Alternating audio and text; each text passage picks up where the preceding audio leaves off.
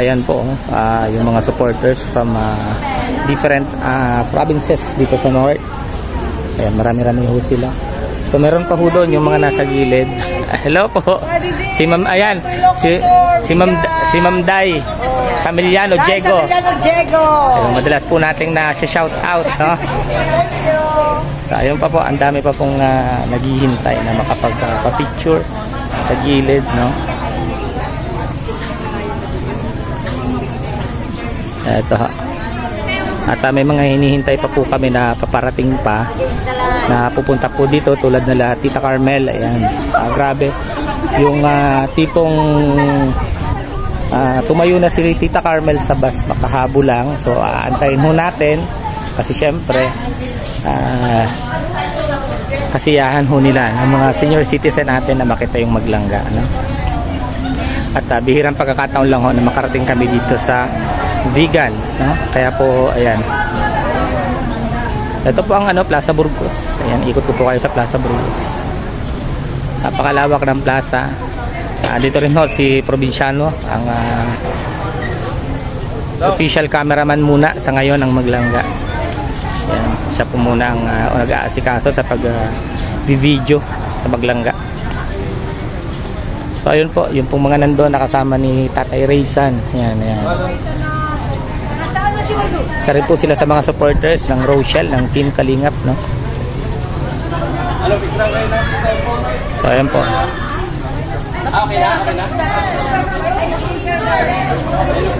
Namimigay ng sticker si Ruel.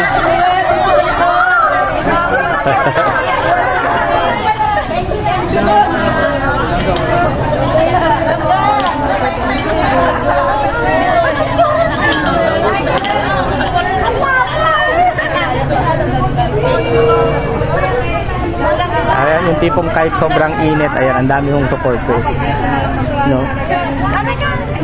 Iba ho yung init dito, masakit sa balat, pero ayan, grabe, andyan pa rin ho yung mga supporters natin.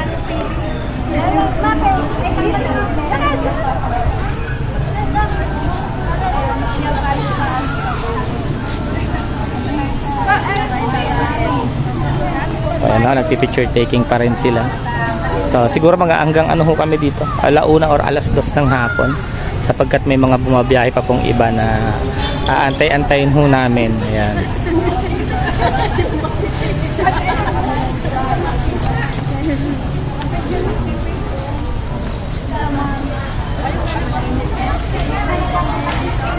Aantay-antay ho kami dito.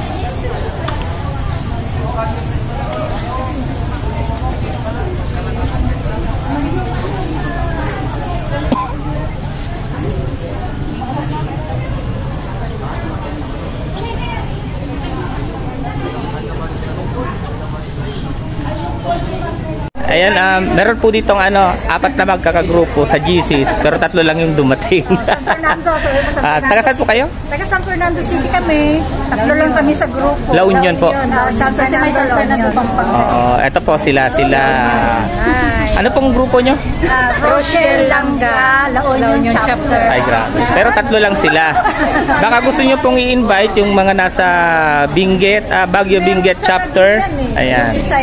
Kasi 4 lang po pala sila. Naghahanap kami ng mga members. Ayan, naghahanap po sila ng mga pwede pang maging members ng kanilang grupo. Ano pong pakiramdam na nakita nyo personal yung dalawa? Ay, grabe. Ako? Nawala yung hilo ko. Nawala yung hilo mo? Ako ay since day one. Opo. Kaya sila ang namin, stress reliever namin. Habang nagtitinda ako sa sari-sari store, tutok sa akin yung sa Opo. po yun, sinasabi pag may bumibili. Ayan o, kasiyahan sila. Nanay, interviewin natin si Nanay. Taga saan ka, Nay? Taga Sinaid.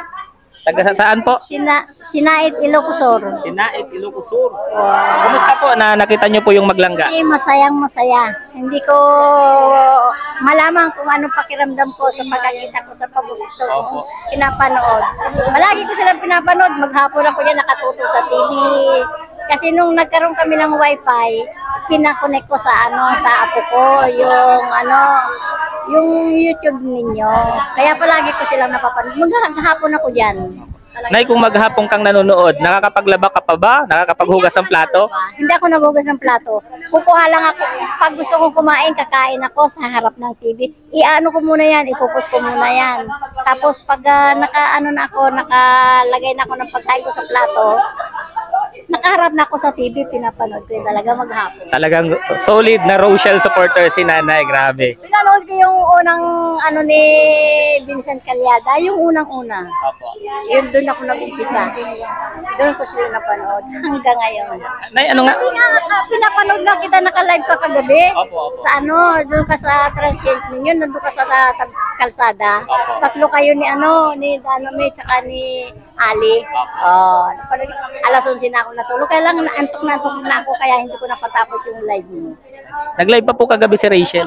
Hindi ko napanood, nakatulog na ako eh. Sayang nga, sabi ko. Oy, nako. Daddy D. Wala. Nakita ko tingin kayo. Ano po, maghahanap ulit tayo ng may interview. Ayan. Ito si, Pag nagtitinda ako sa store, may bibili, pabili po, ay sandali, nanonood ako ng live, magko-comment pa ako. Ako naman, ano yan? Ito si ate, taga Bicol to, taga amin lang to, pero dito namin natagpuan sa Ilocos. Ayan. Dito kami nagtagpo-tagpo sa Ilocos, Diyos ko po. Akala ko sa 2025 ko pa sila makikita kasi yung palang uwi ko. Yan, talagang napakasaya ko ngayon. Walang katumbas. Oo, kasi talagang pangarap ko yan. Kasi talagang sinubaybayan ko yan. Hindi ako magsasalita na kasi naka-video to eh. Pero talagang sila lang. Wala akong ibang Talagang, kahit anong nangyari sabi ko. Hindi lang ako para comment sa mga pero lagi ako lahat pinapanood ko yan. Wala akong pinapalampas dyan. Talagang, kahit anong mangyari, sabi ko, ano mang issue na yan, mga issue na yan, wala akong pakialam dyan, basta ako doon lang. Wala talagang iba. Napakaganda ni Rachel, talaga naman. So, yung mga nagsasabi pong malapa daw yung mukha ni Rachel, ano pong masasabi mo? Pwede ko na silang replyan ngayon, kasi hindi ako nagre-reply kasi hindi ko pa siya nakita ngayon. Sige, mag-comment sila. Re-replyan ko sila hanggang gusto nila. Ano reply ang i-reply mo? Sabi ko, nagkamali kayo, baka kayo ang mukhang planggana. Ayan. Ano pong itsura ng mukha? Napakaganda po, parang munyika. Parang doll siya, dolly. Parang Barbie doll. Pati boses niya napakalambing. Ano ba yun? Ibang-iba ang boses niya po. Napakaganda talaga. So, ayan, yung mga nagsasabi daw pong mukhang planggana. Hindi naman daw. Ayan ho sila. Naka-live po si Rowell ngayon. Ayan. May mga darating pa po. Inaantay-antay pa namin yung ibang mga darating. Ayan. So, sana po maabutan pa kami dito kasi may susundo sa amin.